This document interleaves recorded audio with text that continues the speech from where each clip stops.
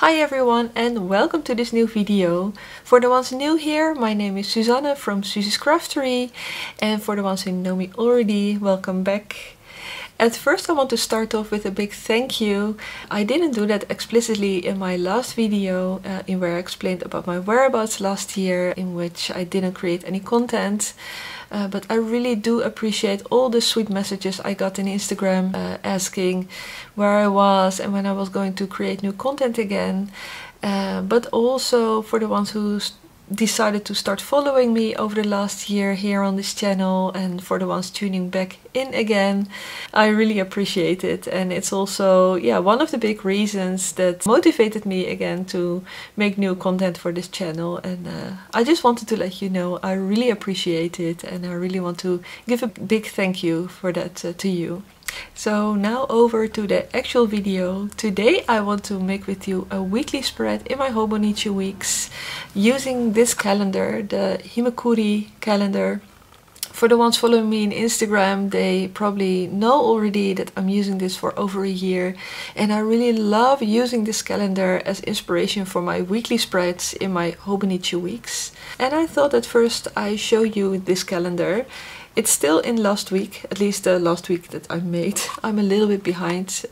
This whole year I'm a bit behind with everything, but that's okay. The fun thing about this calendar is these are all little stickers, and they are like post-its, and I will show you. Like every week you can take off such a sticker and it reveals the week after. And this is this part is sticky, so you can stick it in your journal and use it for a daily spread. Or what I love to do is sticking it into a weekly overview, like my real planner, which is like further super boring. It only has my weekly planning in it with appointments that I have and those kind of things. So there's nothing special about it, but I love to stick these stickers in the top of the calendar.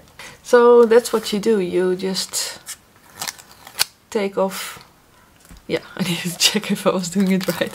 You need to take off all these stickers and you can stick it anywhere you want basically. And this. And it's always so fun to check what next week will bring and what the theme will be. And if I look to the theme of this week, I get already super enthusiastic, because to me it immediately gives vacation vibes. You see here the ice cubes, which reminds me of really nice fresh beverages, like maybe a cold white wine or a cocktail, or a soda or a lemonade, which is also really lovely in warm weather. You also see the sea. I really adore this. So I will think a little bit what I will make with this. It always needs a little time for me to land, like what will I make with this. So I will do that, and then I will turn my camera and make together the spread with you and explain to you about my thought processes during making these weekly spreads. When I look at this calendar and these photos, the first feeling I get is about traveling, about summer, warm weather, refreshing beverages and beach walks. And what I also notice is that the overall color is blue, turquoise, and also a little bit of browns.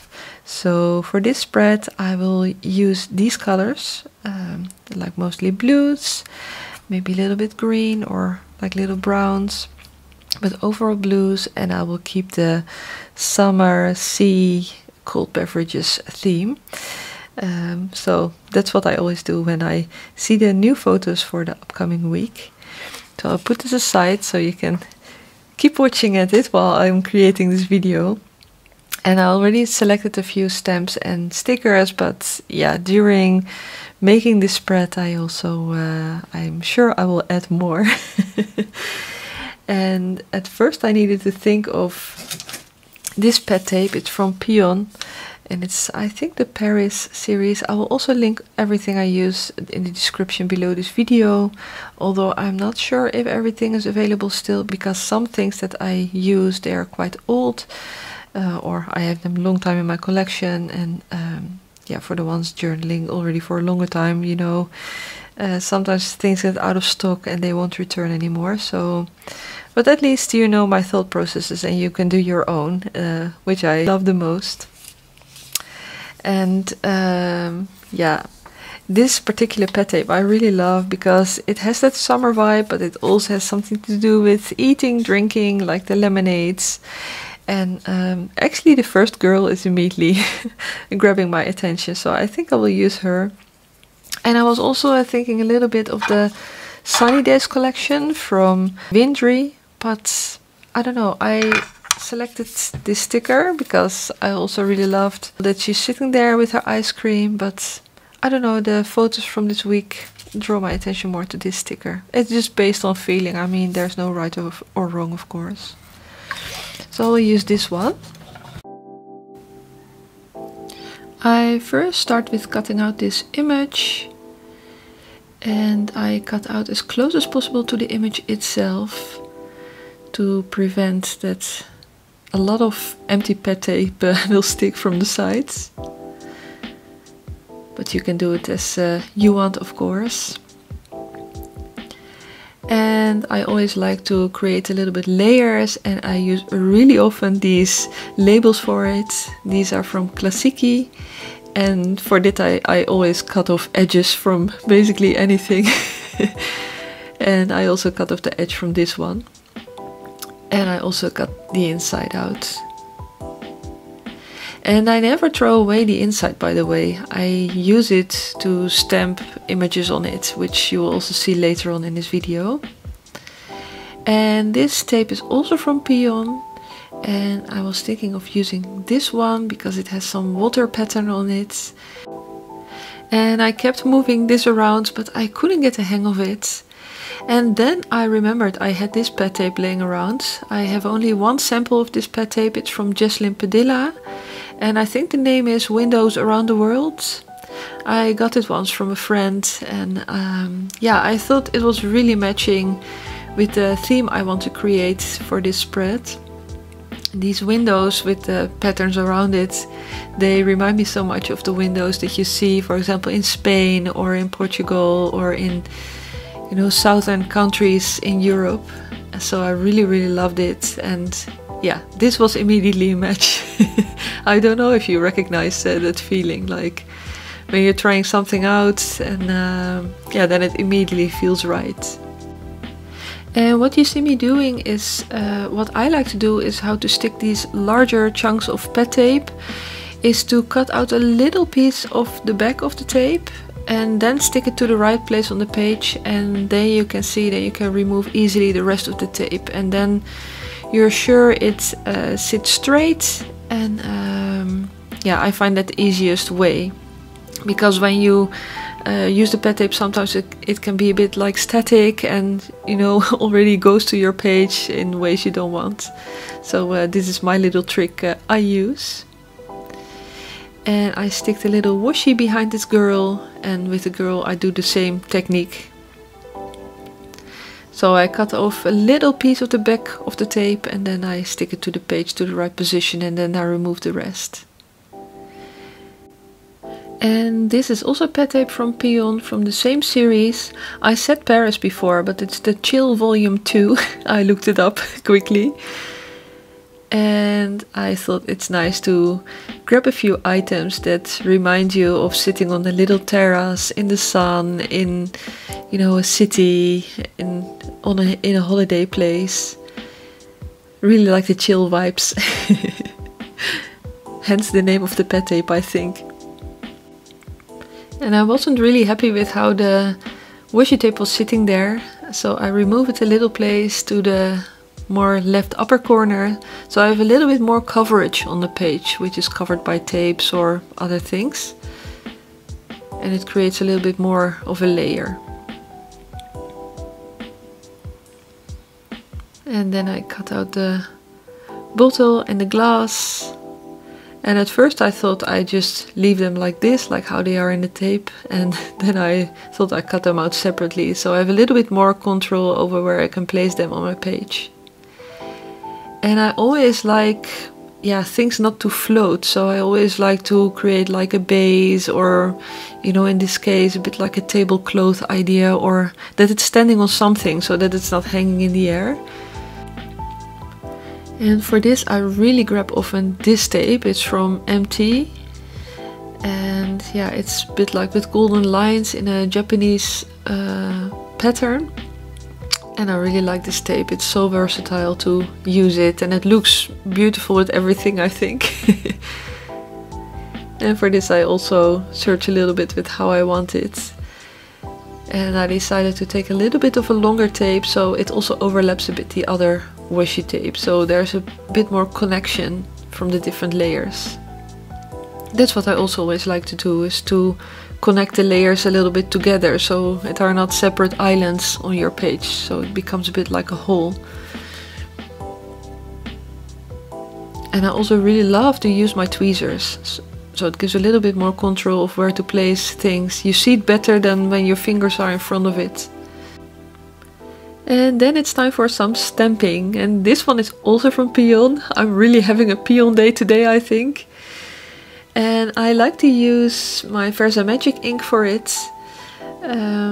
It's a pigment based ink, and it takes a little longer to dry on this Tomoe River paper, but I really love it because it doesn't go through the paper. And I think the color is also really nice of this particular one. It's Jumbo Java. And here you see I will use the inside of the label that I cut out earlier, and I will use it to stamp this stamp. It's the Chinese character for C, and it's a stamp from liberty.hk. And I love to do these type of stamps that you can cut out easily on separate papers, so you can create like a little sticker. And it has two reasons. The first is that you can layer with it, so you see I can put it over the washi tape that's sitting there. But on the other hand, you also have more control on how the image ends up on your page.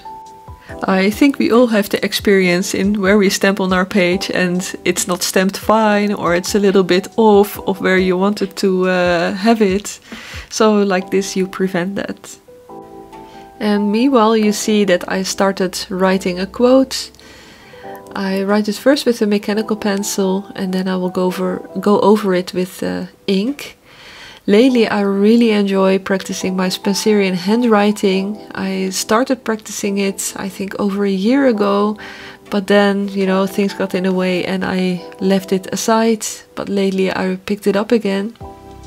Honestly, I need to practice it better, you know, you have like those drills where you practice the same lines over and over again.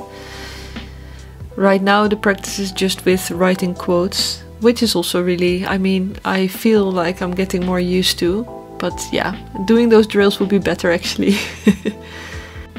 And for writing the quote down with ink, I'm using my Sailor Pro Gear Gintan Snow with an extra fine nib. And I love to use an extra fine nib for this because it gives like really thin strokes, which I think is really beautiful in this handwriting. And as I said, I first like to write it down with a mechanical pencil, so it gives a little bit more control over where the words are coming on your page. You can measure it out a little better, and if you make a mistake you can erase it easily. I think that's, yeah, a good way to start with practicing calligraphy if you want to do it directly in your journal, to first do it with mechanical pencil until you are satisfied and then write it over with ink. And in Spencerian handwriting, the downstrokes of the capitals have some line variation, and I create that like this. It's called faux calligraphy, so you can create a bit line variation without doing something with your nib. You know, normally you give more pressure on the downstrokes, but here I couldn't do that. So I make it like this. And now it's time to fill up the empty spaces on my page. There's still some empty spaces left, and I love using these type of stamps. These are from Nova Production. They have like 4 sets and I have all 4 of them. These are my always go-to stamps. I also have the blind set from Kudo Kinki. That's also perfect for, yeah, layering some stamping and, yeah, fill up some blank spaces on your page. And yeah, I use here a light blue, and as you see, you don't see it at all. So I decided to go over it with a darker blue, and since you don't really see the lighter blue, it doesn't matter if it's like a little off, but now you see it much better. And one of the questions I get often is how my stamping ends up so clear on the page.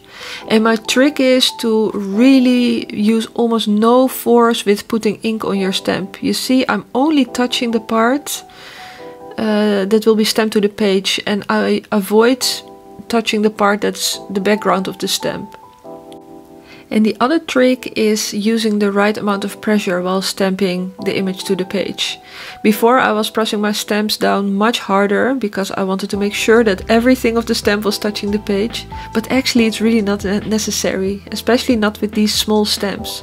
A light pressure is really enough, and yeah, that in my experience gives the clearest image. And the stamp I'm using now, it's also one of my favorites, and I use it almost all the time. I love to fill up little empty spaces, and I think it's such a cute, versatile stamp. It's from Baumkuchen, and it was for a really short while online in the shop of Café Analog. But yeah, the amount is always really limited, unfortunately, from Baumkuchen products, so it's always sold out really fast. But yeah, if you can get your hands on it, I would highly recommend this stamp. I really love it. And with this we came to the end of this page. I used the theme from the Himekuri calendar, like the sea holiday theme, with the blue, turquoise and brownish colors. I really love how it turned out. It definitely gives me summer vibes, and yeah, here you also see the Himekuri calendar as the reference. I hope you enjoyed watching this video, and I also want to thank you for watching, and if you have anything to say or ask, please leave a comment below this video, and don't forget to subscribe if you like to see more of my content. And I hope to see you next time. Bye bye!